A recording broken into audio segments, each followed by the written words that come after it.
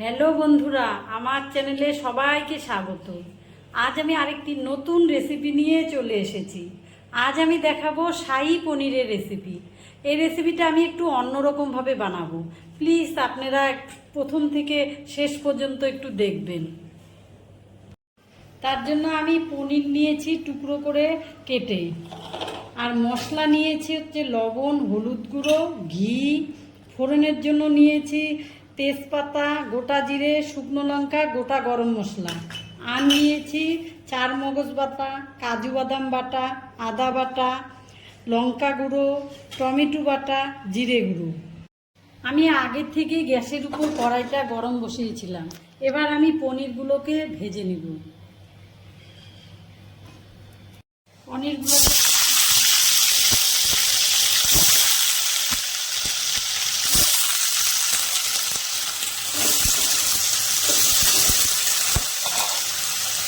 হালকা লাল করে ভেজে নেব।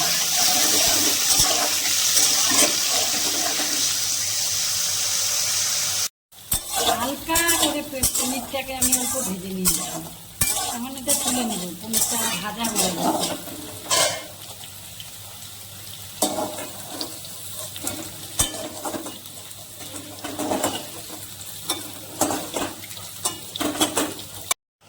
এই পনির ভাজা তেলের মধ্যে আমি আর অল্প তেল দিয়ে দিচ্ছি। ফোড়ন করে নিচ্ছি তেজপাতা, শুকনো লঙ্কা, গোটা গরম মশলা, গোটা জিরে।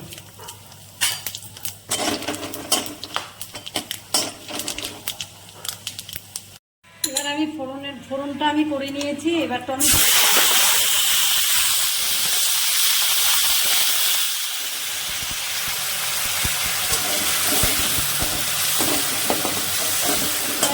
আমি আদা বাটাটাও দিয়ে দিচ্ছি।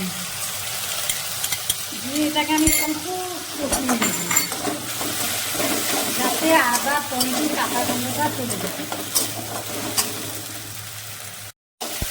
আদা আর টমেটোর কাঁচা গন্ধটা চলে গেছে। এবার আমি এক এক করে মশলাগুলো দিয়ে দেব।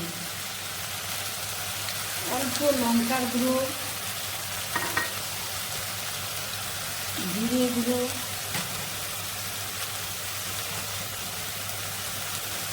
চার মগজ বাটা,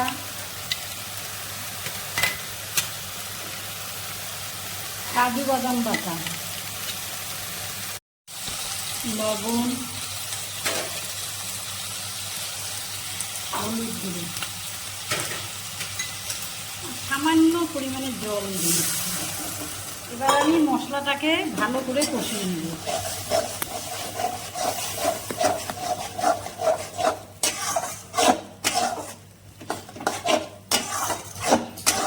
আমি 5 মিনিটের মতন মশলাটাকে কষিয়ে নেব। মশলাটা আমার ভালো করে কষানো হয়ে গেছে। এবার এখানে আমি পনিরের টুকরোগুলো দিয়ে দেব।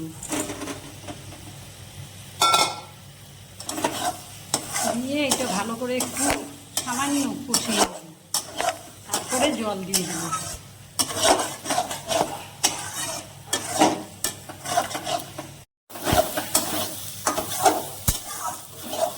পনিরগুলো দিয়ে ভালো করে কষিয়ে নিয়েছি। এবার আমি পরিমাণ মতন জল দিয়ে দেব।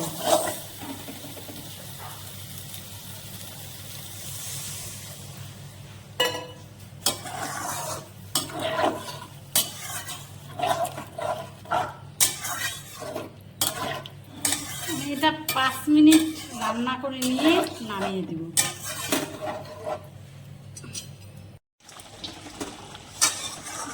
আমার পনিরের রেসিপিটা হয়ে গেছে, শাহী পনিরের রেসিপিটা। যেহেতু আমি আগে গোটা গরম মশলা ফোড়নে দিয়েছি, সেজন্য আর এখন গুঁড়ো দিলাম না। আপনারা চাইলে দিতে পারেন। আমি অল্প মিষ্টি দিয়ে দিলাম সামান্য, আর ঘিটা দিয়ে নামিয়ে দেব। এটা নামিয়ে রাখলে বসে যাবে। একটু ঘি দিয়ে দিলাম। গ্যাসটা আমি অফ করে দিলাম। আমার শাহী পনিরের রেসিপি হয়ে গেছে, কমপ্লিট।